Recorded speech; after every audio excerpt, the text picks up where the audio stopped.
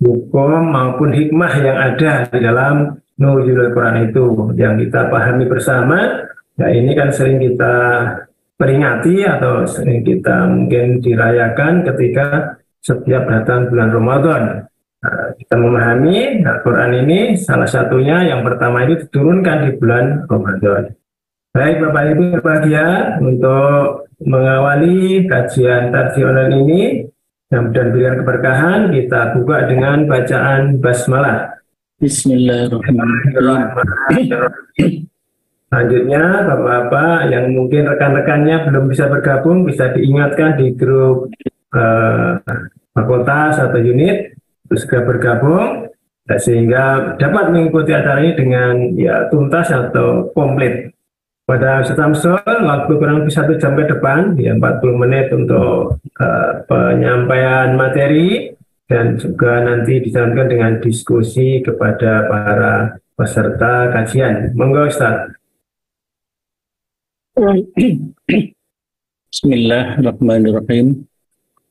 Assalamualaikum warahmatullahi wabarakatuh. Waalaikumsalam warahmatullahi wabarakatuh.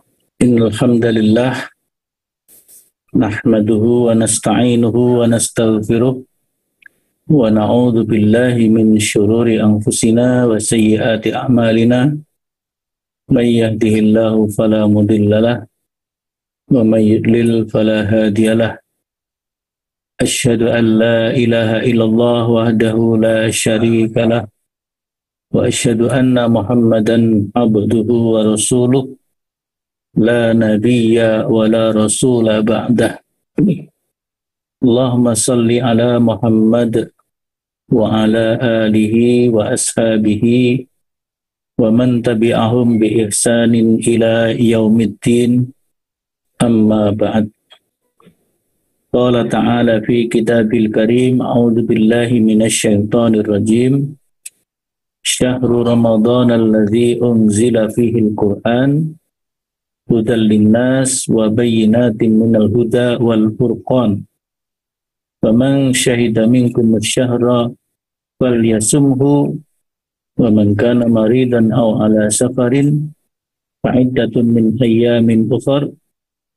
Yuridullahu bikumul yusra wa la yuridu bikumul usra wa litukmilul iddata wa litukabbirullaha ala ma hadakum wa la'allakum tashkurun.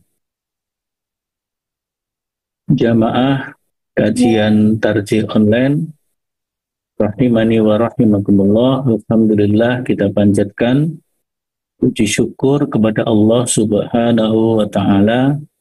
Pada pagi hari ini kita dapat dipertemukan kembali dalam kajian rutin kita setiap Selasa pagi. Sebagaimana tema kita, dan hari-hari ke depan ini banyak sekali di masjid-masjid kita, di lembaga-lembaga taklim menyelenggarakan peringatan nuzulul Quran. Bahkan biasanya juga di Istana Negara juga diselenggarakan peringatan nuzulul Quran. Di dalam Al-Quran tadi sudah saya bacakan, yaitu surat Al-Baqarah ayat 185 memang menerangkan bahwasanya pada bulan Ramadan inilah Allah menurunkan Al-Quran. Syahrul Ramadan alladzi unzila fihil Quran. Di bulan Ramadan inilah Allah menurunkan Al-Quran. Dan dimaksud Syahrul Ramadan di bulan Ramadan itu bukan di seluruh hari di bulan Ramadan Allah turunkan Al-Quran, tidak. Misalnya kalau Ramadan itu 30 hari, kemudian 30 hari penuh itu Allah menurunkan Al-Quran 30 juz, tidak ya. Misalnya hari pertama juz 1, hari kedua juz 2, dan seterusnya sampai puasa hari terakhir yang ke-30 juz 30. Jadi tidak seperti itu. di dalam tarjamah tafsiriyah atau di dalam penafsiran para ulama ahli Al-Quran, ahli tafsir, bahwa yang dimaksud syahrul Ramadan adalah beberapa hari tertentu dari bulan Ramadan. Beberapa hari tertentu di dalam bulan Ramadan itu di dalamnya terdapat hari di mana permulaan Al-Quran diturunkan.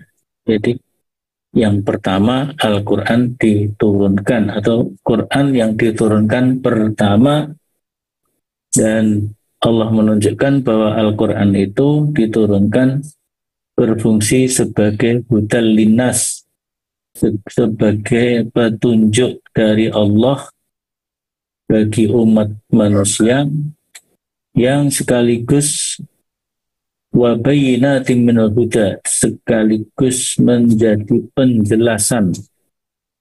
penjelasan terhadap petunjuk-petunjuk Allah dalam Quran. Jadi Al-Quran menafsirkan Al-Quran.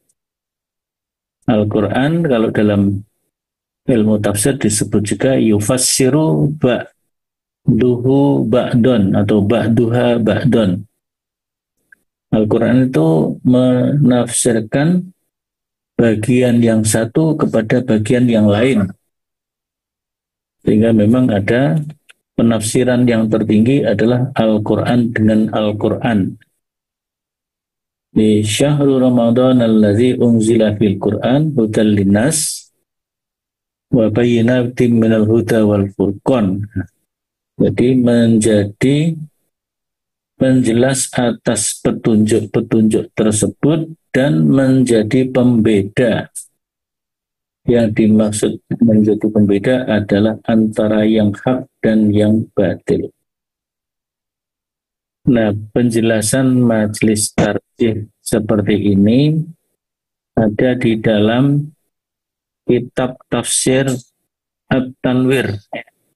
Tafsir At-Tanwir yang diterbitkan oleh Majelis Tarjih Pimpinan Pusat Muhammadiyah, yaitu Tafsir At-Tanwir jilid 2, yang di dalamnya terdapat juz 2 dan juz 3, juz 2 dan 3, atau mungkin sebagian juz 3. Ketika menjelaskan ayat 185 yang kita baca tadi, jadi ayat itu memang menjelaskan bahwa Al-Quran itu, Al-Quran itu diturunkan awal mulanya di bulan Ramadan, di hari-hari di dalam bulan Ramadan. Nah, sebelumnya, ayat-ayat sebelumnya menjelaskan tentang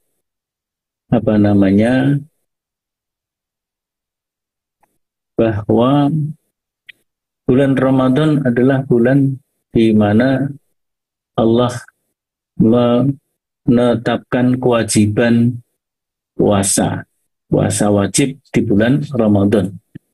Kutiba alaikumusiyam. Kemudian ada ayyaman ma'dudat. Dan yang dimaksud ayyaman ma'dudat adalah syahrul Ramadan. Karena syahrul Ramadan adalah ada hari-hari di mana di antaranya adalah Al-Quran diturunkan untuk pertama kali. Dalam banyak riwayat disebutkan ayat yang pertama diturunkan adalah Al-Alaq ayat 1-5. 1-5. Maka para mufassir termasuk majelis tarjih bersepakat dengan para pandangan mufassirin itu adalah Ramadan merupakan bulan yang mulia, bulan yang dimuliakan oleh Allah Ta'ala. Oleh karena itu, bulan yang mulia itu layak untuk disikapi secara khusus Dan Allah di dalam menyikapi secara khusus itu adalah menurunkan kewajiban untuk berpuasa. Sehingga setelah menjelaskan syahrul Ramadan alladzi unzila fihil Qur'an hudal linnas wa bayyinatin minal huda wal furqan, maka Allah katakan faman syahida minkumus syahra fal yasumhu. Barang siapa yang menyaksikan itu berarti hadir dalam keadaan sadar, hidup sadar di bulan Ramadan itu, maka berpuasalah, fal yasumhu, maka puasailah bulan itu, bulan Ramadan itu ya. Jadi puasa ini merupakan cara Allah menyikapi kemuliaan Ramadan yang di antara hari-hari tertentunya itu adalah di mana Al-Quran diturunkan. Nah, mengenai hal ini, Majelis Tarjih mencoba menelusuri berbagai data, termasuk berbagai pendapat para ahli Al-Quran dari ahli tafsir, hadis-hadis yang diriwayatkan oleh para ahli hadis. Maka kemudian Muhammadiyah berpandangan bahwa Al-Quran memang benar diturunkan di bulan Ramadan sebagaimana ditegaskan oleh ayat tersebut. Dan Al-Quran diturunkan pertama kali pada malam hari, karena di dalam Al-Quran sendiri ditegaskan bahwa Allah menurunkannya pada suatu malam yang penuh berkah, yaitu dalam surat At-Dukhan ayat 3, Inna anzalnahu fi lailatin mubarakatin. Jadi malam yang penuh berkah,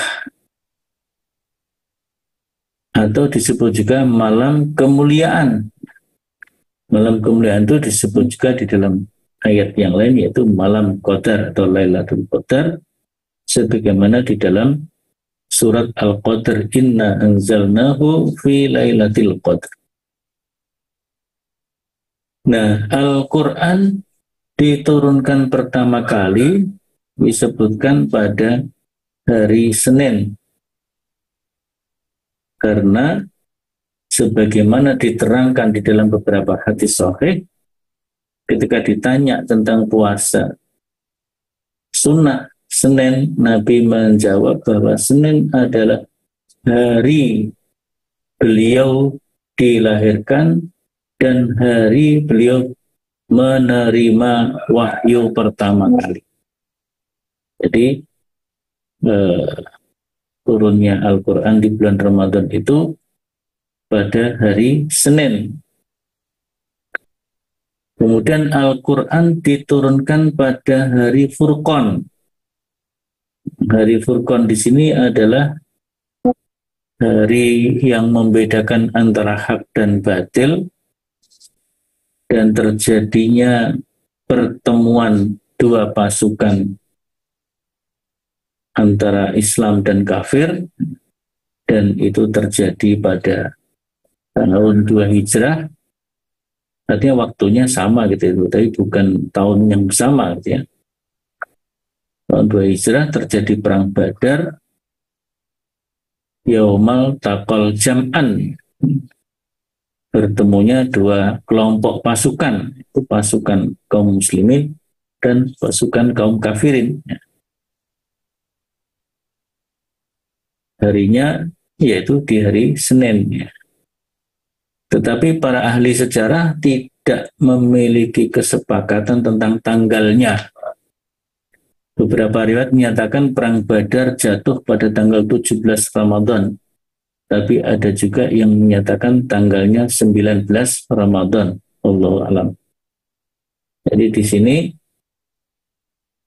nuzulul Quran itu kalaupun diperingati biasanya ditetapkan yang tanggal 17 Ramadan, itu mungkin yang terkenal ya. Tapi sebenarnya setelah ditelusur secara teliti tidak ada ketegasan, kesepakatan dan ketegasan tentang tanggalnya. Nah, lama Rasulullah tinggal di Mekah sejak menerima wahyu hingga hijrah ke Madinah diperkirakan antara 10 sampai 15 tahun dengan perhitungan Qamariyah atau perhitungan Hijriyah. Dalam hal ini tidak ada kesepakatan juga berapa tahunnya, jadi hanya diperkirakan dari pandangan-pandangan. Ya mungkin karena waktu itu pencatatan belum sekuat sekarang ya. Perekaman satu peristiwa, pencatatan satu peristiwa belum terdokumentasi secara instan atau secara cepat dan akurat seperti sekarang. Ya katakanlah generasi-generasi seperti saya dan mungkin yang lebih tua lagi seringkali tanggal lahir itu dengan waktu kelahiran yang sesungguhnya belum tentu tepat gitu ya. Kadang-kadang ada yang dituakan, ada yang dimudahkan kalau dihitung dari dulu kan tidak berbasis data yang real gitu ya, catatan yang real. Ya ketika sekolah menanyakan untuk nulis di ijazah itu tanggal lahir berapa? Ya, ibu memperkirakan atau bapak atau ibu memperkirakan tanggal sekian, bulan sekian, tahun sekian. Nah, setelah dilaporkan sudah tertulis di ijazah baru ketemu. Dulu namanya belum akte kelahiran, namanya masih surat kelahiran dari desa itu. Wah ketemu ternyata tanggalnya beda.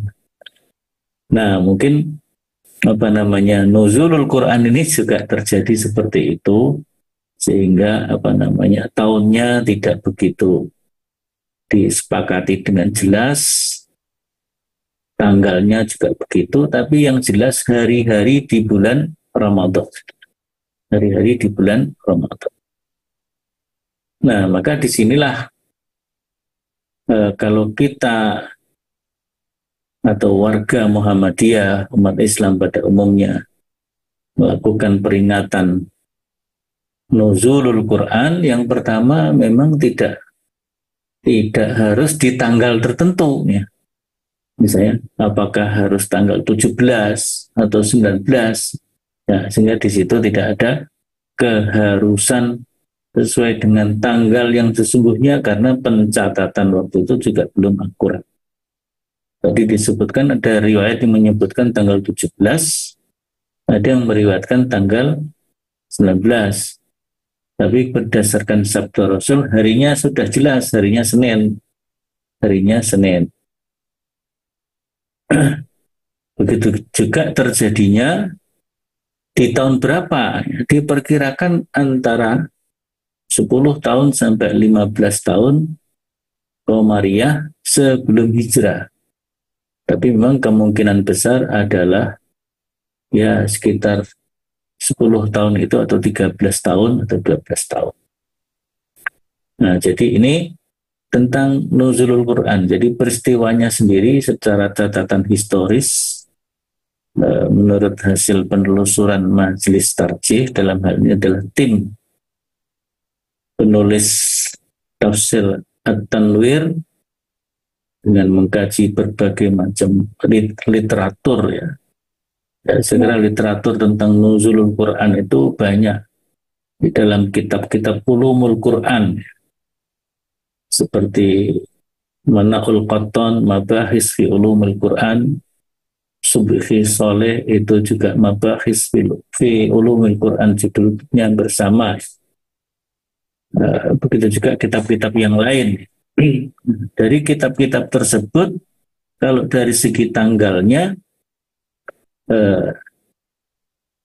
ada versi yang 17 Ramadan, ada versi yang 19 Ramadan. Tentang tahunnya, kalau merujuk kepada pendapat Imam At-Tabari, yaitu Syekhul Mufassirin, ya, tokoh tafsir yang paling besar pertama, yaitu tafsir At-Tabari, karya Imam At-Tabari. Nah, menurut Imam At-Tabari, harinya sama hari Senin terjadinya nuzulul Quran itu. Nah, tanggalnya itu antara 17 atau 19. Wallahu alam ini ya. Dan tahunnya sekitar tahun ke-14 sebelum hijrah Nabi ke Madinah. Maka kalau dihitung secara falakiyah, hari Senin, misalnya katakanlah 17, hari Senin 17 Ramadan, yang mendekati kemungkinan adalah hari Senin 17 Ramadan, 12 tahun sebelum hijrah Nabi ke Madinah. Yang kalau dikonversi ke tahun Masehi, bertepatan dengan tanggal 2 Agustus 611 Masehi. Nah, berdasarkan ini, maka Nabi berada di Mekah sejak menerima wahyu pertama hingga hijrah ke Madinah, yaitu 11 tahun, 5 bulan, dan sekitar 11 hari atau 11,5 hari. Tetapi memang kalau dikorek secara teliti tidak ada riwayat tarikh yang mendukung data tersebut. Tapi kalau misalnya dipegangi tanggal 19, maka ada dua alternatif yang mungkin.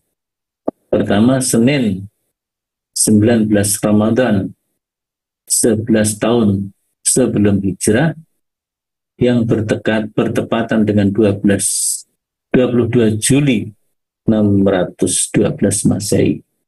Maka berdasarkan ini Nabi SAW berada di Mekah setelah menerima wahyu hingga hijrahnya ke Madinah adalah 10 tahun 5 bulan atau 10,5 tahun kira-kira begitu.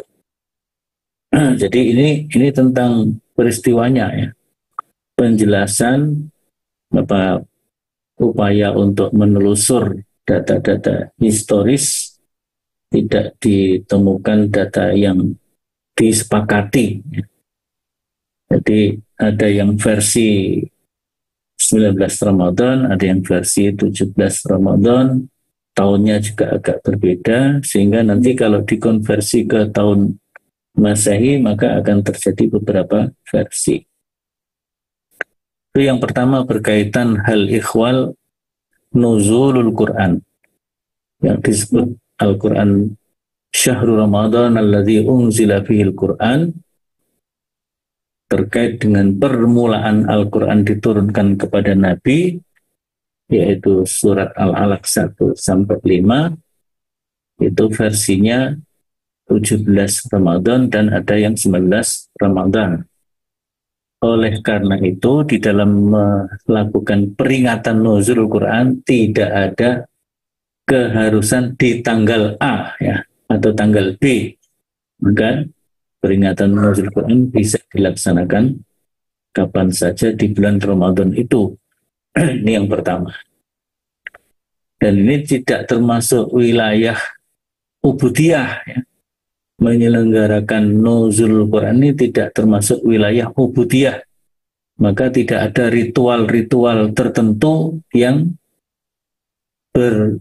dituntunkan oleh Al-Quran dan As-Sunnah. Di Al-Quran dan hadis-hadis Nabi hanya menjelaskan Quran diturunkan sekian.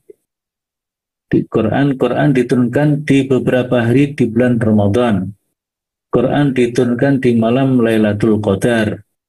Quran diturunkan di malam yang penuh berkah, Lailatin Mubarakah. Di dalam hadis, Nabi menyatakan Quran diturunkan hari Senin. Quran diturunkan hari Senin. Dalam ayat yang lain, Quran diturunkan bersamaan harinya, tapi tahunnya beda, yaitu bertemunya dua pasukan, yaitu terjadinya perang Badar. Sehingga dari data-data yang seperti itu berserak-serak, pada umumnya berpandangan bahwa nuzulul Quran untuk ayat yang pertama turun adalah 17 Ramadan, 17 Ramadan. Meskipun untuk melaksanakan peringatannya tidak mesti harus tanggal itu, karena ini kan bukan persoalan ubudiyah, tapi hanya persoalan bagian dari muamalah ya. Sehingga ini kita boleh menyelenggarakannya atau tidak menyelenggarakannya, sama-sama boleh. Nah, kemudian kalau menyelenggarakannya tentu tidak menggunakan ritual-ritual yang memang tidak ada kaifiahnya di dalam tuntunan Al-Quran dan Al-Hadis. Jadi melakukan peringatannya ya semacam tazkirah saja ya. Tazkirah.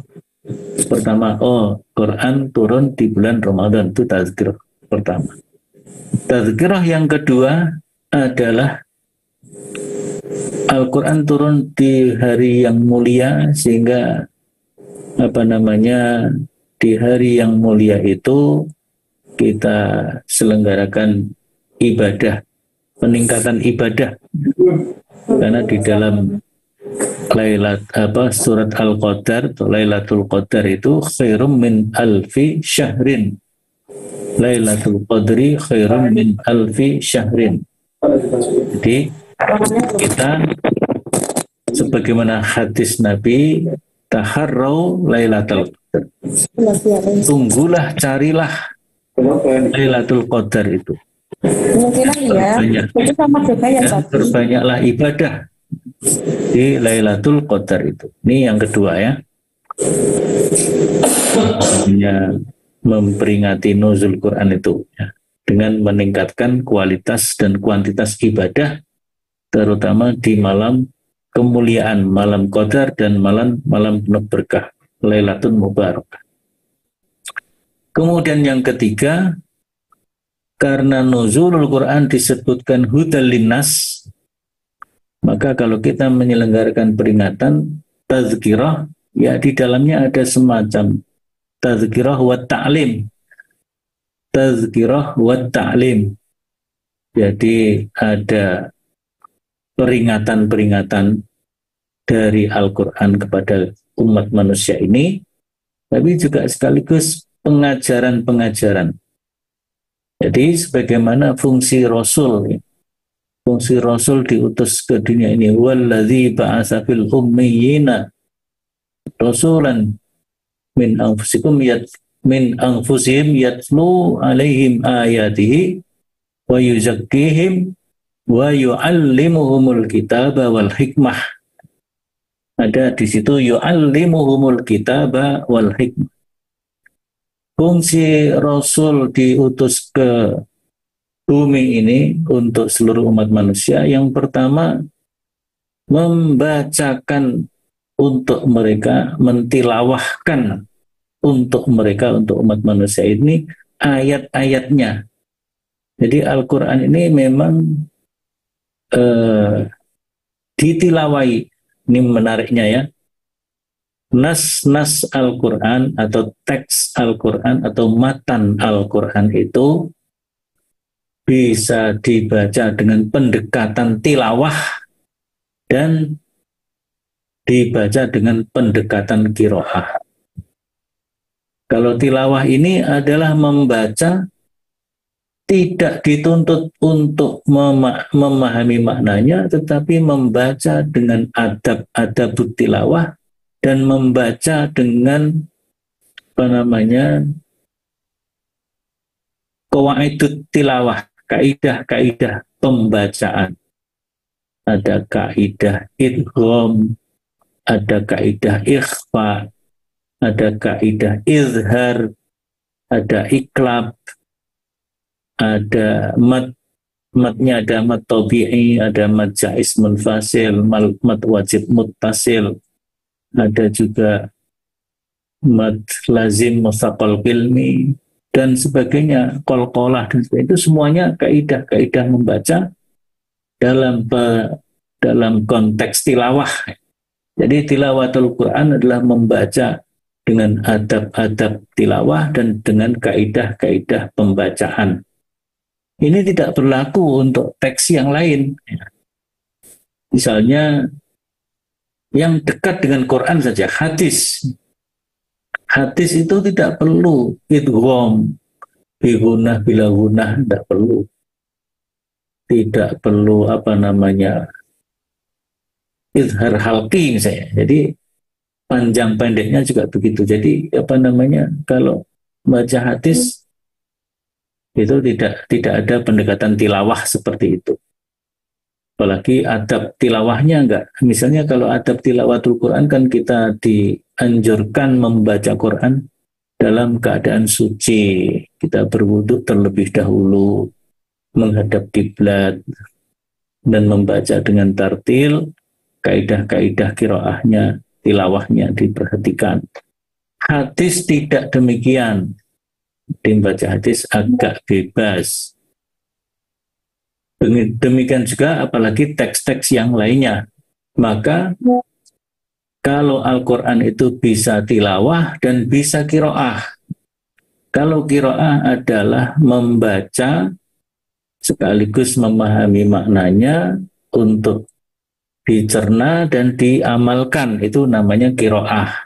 Kalau tilawah membaca dengan adab dan kaidah dalam rangka mencari ridho dan pahala dari Allah Subhanahu wa Ta'ala. Jadi ini bedanya. Nah, kalau kita baca Quran seperti itu, ada tilawah khusus mencari pahala dan ridho Allah, ada qiraah menggali makna untuk dicerna dan diamalkan. Tapi kalau buku-buku yang lain, kitab-kitab yang lain, termasuk hadis adalah membacanya dengan qiraah, ya, membacanya dengan qiraah.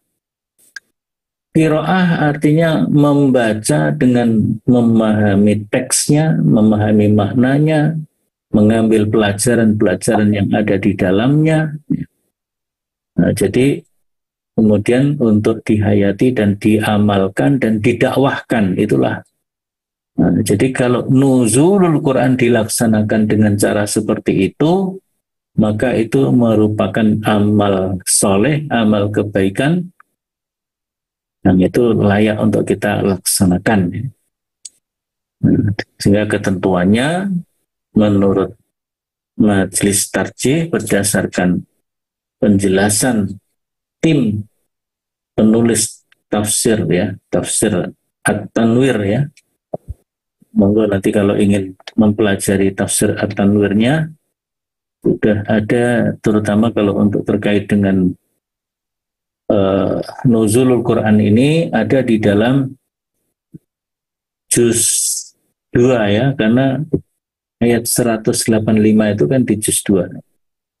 Jadi jilid 2, juz 2, tapi jilid 2 isinya juz 2 dan juz 3. Nah, nanti juz jilid 3 kita belum tahu, karena ini memang secara bertahap menerbitkannya. Jadi naskah-naskahnya sudah mungkin sudah sampai 6 juz, ya, tetapi masih diteliti, diselaraskan, dan supaya apa namanya data-datanya lebih konkret, gitu. Sumber-sumbernya lebih konkret. Jadi itu, ya. Maka kalau kita lihat dari hukum dan hikmah, ya, hukum menyelenggarakan nuzul Quran, hukum asalnya adalah mubah, boleh kita menyelenggarakan nuzul Quran, monggo. Misalnya kita punya masjid untuk diselenggarakan nuzul Quran, boleh. Tidak menyelenggarakan juga enggak mengapa, ya, karena itu tidak bagian dari ibadah secara khusus. Jadi ini, ya, bagian muamalah saja, bagian muamalah yang nanti nilainya bisa meningkat sebagai amal kebaikan.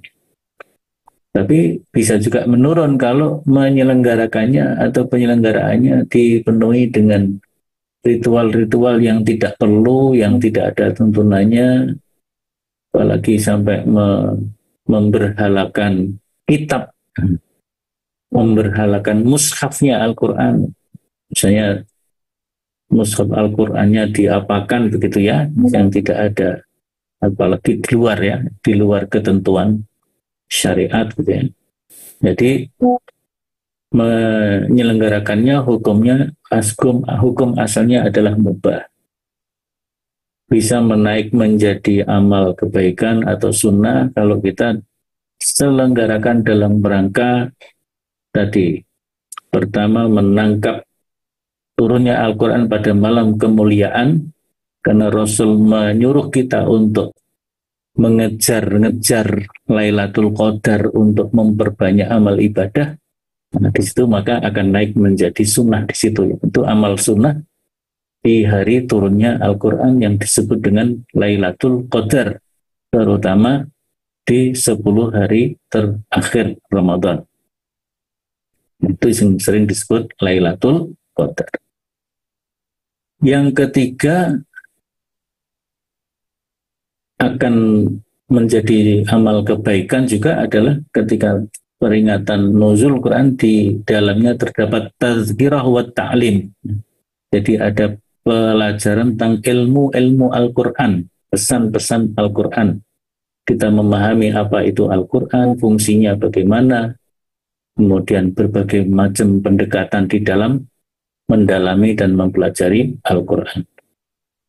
Nah, kalau hikmah jelas ya, hikmah nuzul Quran kalau kita laksanakan dengan benar, dengan baik, adanya tazkirah wa ta'lim, maka hikmahnya adalah untuk meningkatkan pemahaman umat Islam terhadap Al-Quran, dan tentunya berimplikasi kepada meningkatnya keimanan dan ketakwaan kepada Allah Subhanahu wa Ta'ala, sebagaimana bulan Ramadan itu diwajibkan berpuasa juga untuk peningkatan iman dan takwa kepada Allah. Jadi sejalan di sini ya.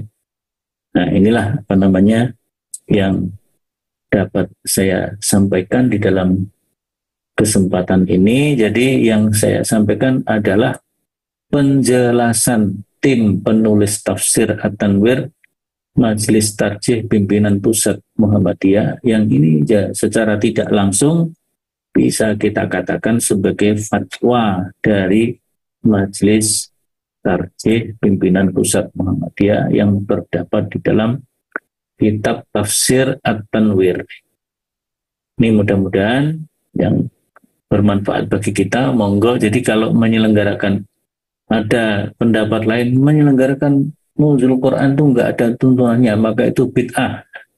Maka Muhammadiyah tidak berpandangan seperti itu. Hukumnya mubah, bisa meningkat sebagai amal kebaikan, amal soleh, sunnah, kalau diisi dengan tazkirah wa ta'lim, atau bahkan menjadi sunnah yang jelas ketika kita mengisinya dengan memperbanyak amal kebaikan di malam kemuliaan atau malam Lailatul Qadar. Saya kira demikian Pak Agung. Wallahu a'lam bishawab. Kemudian bermanfaat. Monggo kalau ada pertanyaan yang itu. Terima kasih Ustaz Samsul. Dan tadi Bapak Ibu telah kita simak bersama tentang penjelasan dari tentang hikmah dan hukum dari nuzul Quran menurut pimpinan Pusat Muhammadiyah Majelis Tarjih. Ya, baik Bapak Ibu yang berbahagia, ini ada 2 pertanyaan. Mungkin kita bacakan, ya nanti menjadi pemahaman yang lebih dalam lagi bagi kita semuanya. Yang pertama dari Pak Rizky, ya, Assalamualaikum, mohon izin bertanya, ini dari Elektro. Untuk memperingati malam nuzul Quran, banyak di masyarakat mengadakan kegiatan khatmil Quran atau khataman Quran. Jika di daerah saya, pembacaan Al-Quran pada kegiatan tersebut dilakukan secara bersamaan, sehingga seperti orang balapan membaca Al-Quran. Jika seperti itu bagaimana ya? Sepengetahuan saya, jika dibacakan Quran, maka kita diperintahkan untuk mendengarkan. Mohon penjelasan Ustaz. Ya, nuzulul Quran diperingati dengan khatmul Quran. Yang pertama, khatmil Quran yang benar, khatmil Quran yang sebenarnya, maksud saya. Khatmil Quran yang sebenarnya adalah membaca lengkap 30 juz, dari juz awal sampai juz akhir. Kemudian kita membaca doa khutmul Quran seperti yang ada di dalam beberapa mushaf Al-Quran itu boleh juga gitu ya. Dan mensyukuri kita khatam Quran. Nah, kemudian kalau yang dilaksanakan banyak di masjid-masjid kita, Quran 30 juz, ya, Quran itu 30 juz dibagi, ya kalau adanya 30 dibagi satu juz. Maka yang juz 1 sampai terakhir juz 30. Kemudian dibaca bareng-bareng, setelah selesai selenggarakan khutmil Quran. Ya itu menurut saya juga tidak terlalu lah ya. Yang penting semangat ya. Hamasa untuk mudarasatul Quran itu ada kita lakukan ya. Jadi itu kalau itu khutmil Quran bukan yang sebenarnya, tapi khutmil Quran apa namanya? Khutmil Quran kilat. Ya, khutmil Quran kilat. Tapi juga menurut saya tidak usah disalahkan yang seperti itu. Yang penting cara membacanya. Jadi ini tilawah di situ ya, tilawah. Yang penting cara membacanya, penuhi adab-adab tilawah, penuhi kaidah-kaidah tilawah. Bukan balapan dalam arti cepet-cepetan gitu ya. Kemudian membacanya malah keliru semua. Ya. Maka sebagaimana pesan Al-Quran sendiri, yang pertama warattilil Qur'ana tartila, bacalah dengan tartil. Bacalah Al-Quran itu dengan tartil, itu artinya jelas.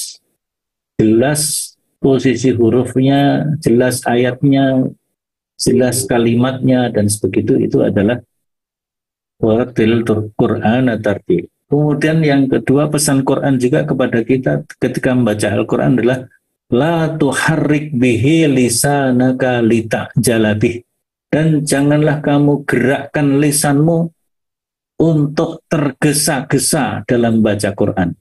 Jadi kalau khutmil Quran yang sebenarnya, satu orang membaca 30 juz, mulai juz awal Al-Fatihah sampai An-Nas. Nah, setelah itu mau selenggarakan apa namanya tazkirah wa ta'lim nuzul Quran, itu bagus. Tapi kalau menyelenggarakan yang tadi, misalnya nanti tanggal 20 Ramadan diselenggarakan nuzul Quran, didahului dengan khutmil Quran, ya 30 orang 30 orang, atau mungkin kalau hanya 15 jadi 2 juz kelamaan nanti ya. Nanti tazkirah wa ta'limnya kemalaman. Nah, misalnya 30 orang satu juz, tapi dengan bacaan yang tartil, insya Allah itu juga tidak mengapa, boleh, baik, itu satu kebaikan mudarasatul Quran juga. Jadi kira-kira seperti itu ya, yang untuk Pak Rizky Nur Ilyas Ahmad. Wallahu alam. Baik, demikian Pak Rizky, mudah-mudahan mencerahkan. Yang berikutnya dari Pak Isnugroho, teknik sipil. Ini tentang jumlah ayat. Saya mencoba menghitung jumlah ayat Al-Quran didapat sejumlah 6.236 ayat. Namun mengapa dalam pelajaran agama di sekolah dan ceramah beberapa ustadz menyatakan bahwa Quran 6.666 ayat. Di Muqaddimah Mus'ab terbitan Madinah juga 6.236 ayat. Mungkin tentang jumlah ayat di dalam Quran ini. Ya.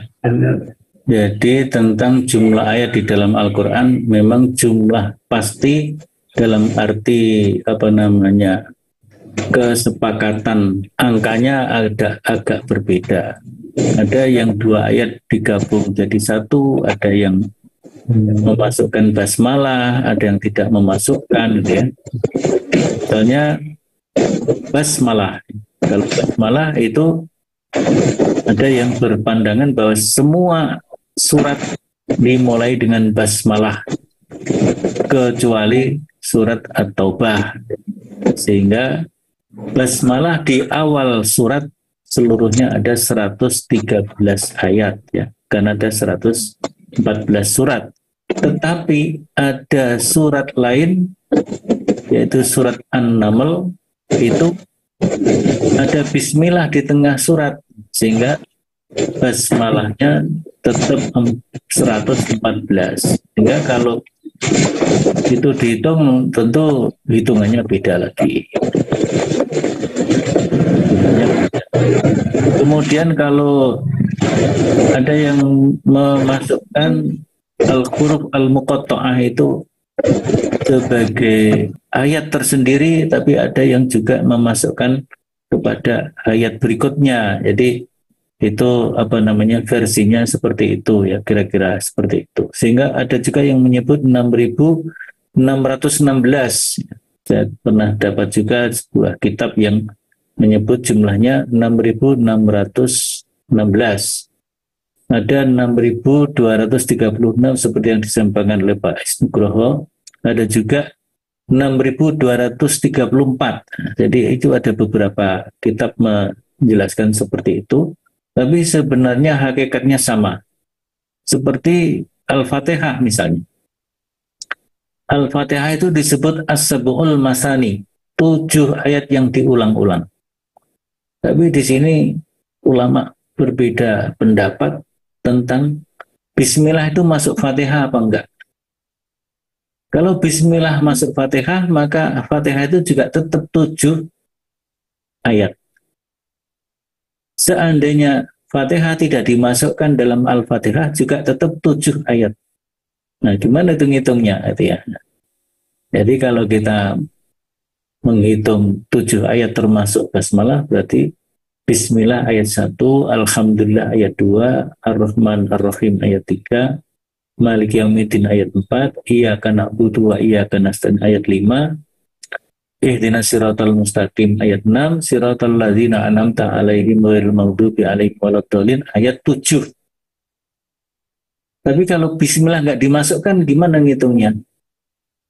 Itu ada mushaf yang menyebut itu ya. Jadi ayat 1 adalah Alhamdulillahirabbil alamin. Ayat 2 Ar-Rahmanir-Rahim. Nanti ayat yang terakhir itu Siratal ladzina an'amta 'alaihim, itu ayat 6, Ghairil maghdubi 'alaihim waladdallin ayat 7. Nah, kalau ini mengikuti hadis Nabi, hadis Nabi di dalam Al-Fatihah ada 7 ayat. 3 ayat pertama hak Allah atas hamba. 3 ayat yang terakhir hak hamba atas Allah. Di tengah-tengah adalah hubungan hak Allah dan hak hamba. Kayaknya lebih cocok ini kepada yang tidak pakai basmalah. Basmalahnya tidak masuk Al-Fatihah. Kalau 3 ayat pertama ya, Alhamdulillahirabbil alamin, Ar-Rahmanir-Rahim, Maliki Yaumiddin, ini adalah 3 ayat pertama yang merupakan hak Allah atas hamba. Hak Allah adalah hak Allah untuk dipuji-puji, dipanggil dengan nama-nama yang baik. Dipuji-puji Alhamdulillahirabbil alamin. Dipanggil dengan nama yang baik, Ar-Rahman Ar-Rahim. Diunggulkan lagi Maliki Yaumiddin. Nah, baru yang di tengah-tengah Iyyaka na'budu wa iyyaka nasta'in. Kepadamulah aku menyembah. Ini kewajiban kita beribadah kepada. Tapi kepada Engkau juga aku mohon pertolongan. Berarti Allah wajib menolong kita. Allah berhak, kita berhak mendapatkan pertolongan Allah. Allah wajib menolong kita. Kira-kira begitu maknanya. Nah, 3 ayat yang terakhir adalah hak hamba atas Allah. Maka haknya ihdinas siratal mustaqim. Ya Allah, berikan aku jalan yang lurus. Apa itu jalan yang lurus? Yang pertama, maknanya adalah jalan orang-orang yang Engkau beri nikmat. Dan makna yang berikutnya adalah bukan jalannya orang yang dimurkai dan bukan jalannya orang yang tersesat. Sehingga Bismillah terlepas dari Al-Fatihah seperti itu. Wallahu alam ya. Jadi kan ada hadis yang seperti itu ya, berbunyi Al-Fatihah adalah 7 ayat. 3 yang pertama adalah hak Allah atas hamba, 3 yang terakhir hak hamba atas Allah, dan yang di tengah-tengah adalah perimbangan antara hak Allah dan hak hamba. Begitu saya kira untuk Pak Isnugroho, wallahu a'lam bishawab. Ya, terima kasih. Demikian Pak Isnu, mudah-mudahan menjadi pencerahan. Jadi memang ada beberapa pendapat ya, pendapat dari ulama. Yang berikutnya ini Pak Ekan Fauzi. Nah ini izin Ustaz, kataman yang biasa di kampung biasanya mengadakan makan bersama, membeli ayam sebagai wujud syukur, dan biasanya untuk pembelian makanan didapatkan iuran. Walaupun hukumnya kalau kita ikut iuran tersebut. Ya, itu baik-baik saja ya hukumnya baik ya. Jadi khataman, kemudian kita syukuran, nyembelih ayam, apa nengkleng apa gitu ya, makan bareng-bareng. Insya Allah itu berkah yang diniatkan sebagai tasyakur kepada Allah. Masing-masing bersedekah kepada sesama untuk ya iuran tadi ya, makan bersama, diniatkan semuanya untuk ibadah kepada Allah.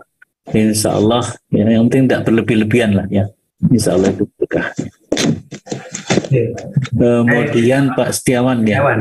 Ya. Ini tentang kalau saat membaca Quran, kemudian ayatnya panjang, terus di pertengahan ada bersin. Membaca Alhamdulillah, apakah kita perlu membaca ayat dari awal atau tetap dilanjutkan? Ya. Jadi kalau kita membaca ayat yang agak panjang, kemudian bersin di tengah ayat itu, kalau berhentinya agak bisa dikendalikan ya, agak bisa dikendalikan sehingga pas wakaf gitu ya, pas wakaf, atau kalau nggak pas wakaf adalah berhentinya tidak memenggal makna ayat, kira-kira gitu, maka bisa setelah bersin selesai kita lanjutkan bacanya. Tapi kalau karena bersin ini kan nggak bisa dikendalikan kadang-kadang ya, pokoknya bersin saja kemudian bacanya berhenti, tadi sampai mana nggak, apalagi sampai nggak ingat sampai mana berhentinya tadi ya.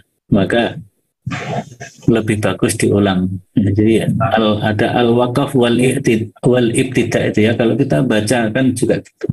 Misalnya kalau kita membaca ayat agak panjang, kemudian nafas kita nggak sampai, maka kita berhenti pada nafas kita yang mampu. Tapi kalau berhenti di situ mungkin masih memotong makna, maka kita mengulang beberapa kata sebelumnya. Maka itu dalam kaidah tilawah namanya al-waqfu wal ibtida. Al-waqfu wal ibtida. Jadi tidak sembarang kita berhenti kemudian lanjut gitu aja. Kalau ayat berhenti, kita lanjut ayat berikutnya. Kalau ada tanda wakaf, berhenti, kita bisa lanjut berikutnya.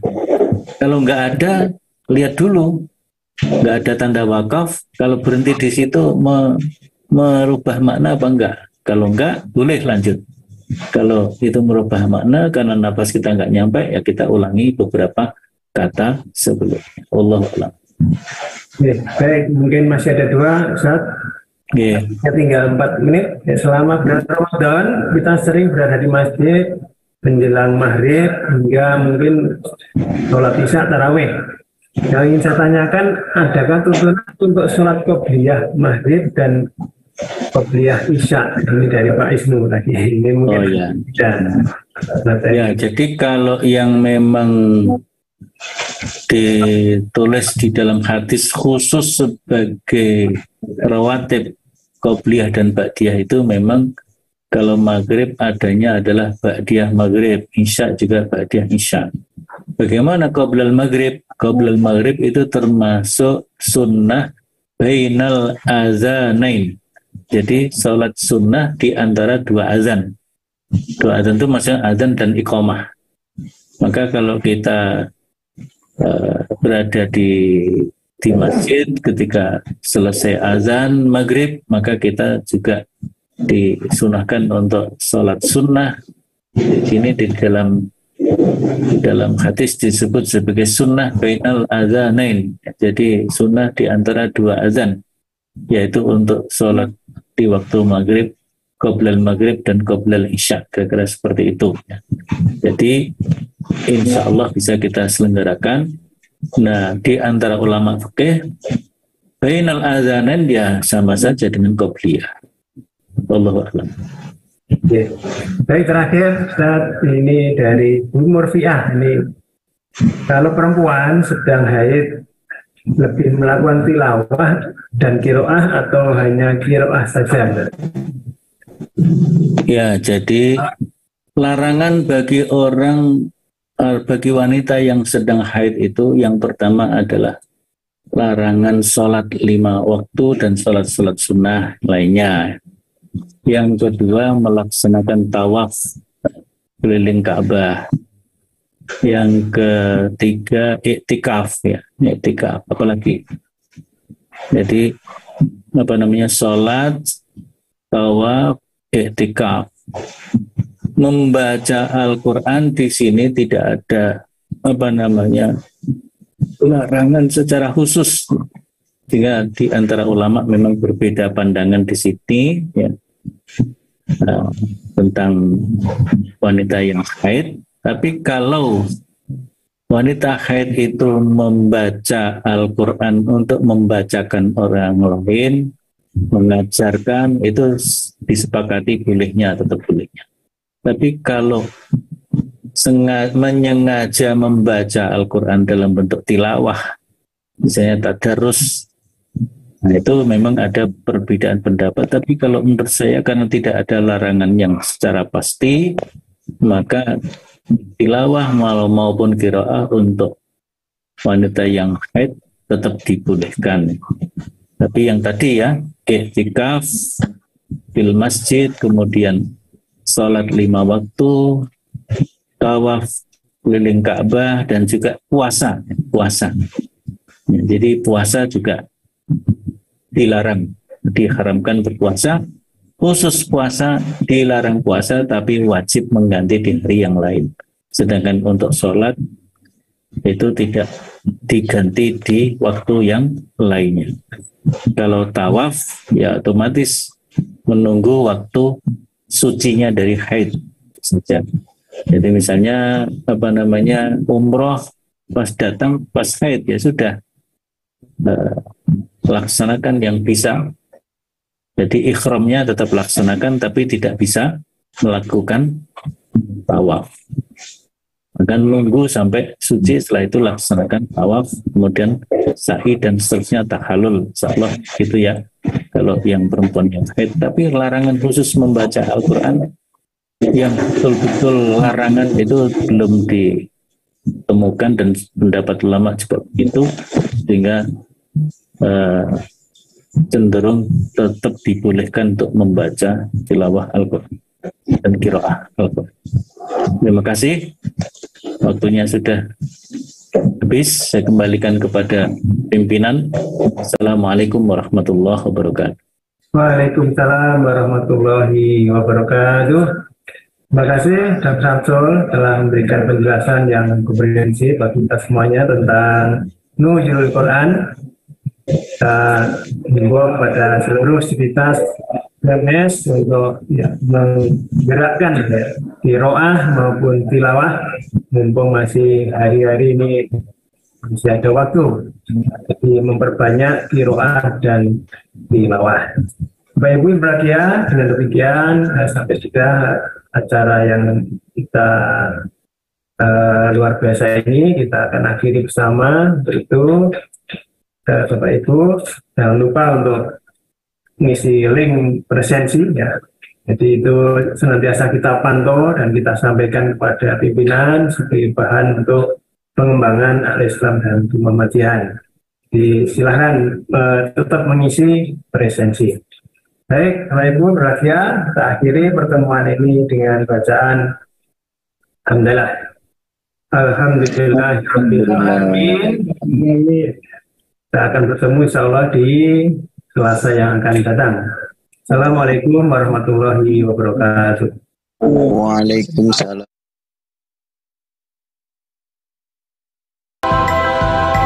Sang surya tetap bersinar, syahadat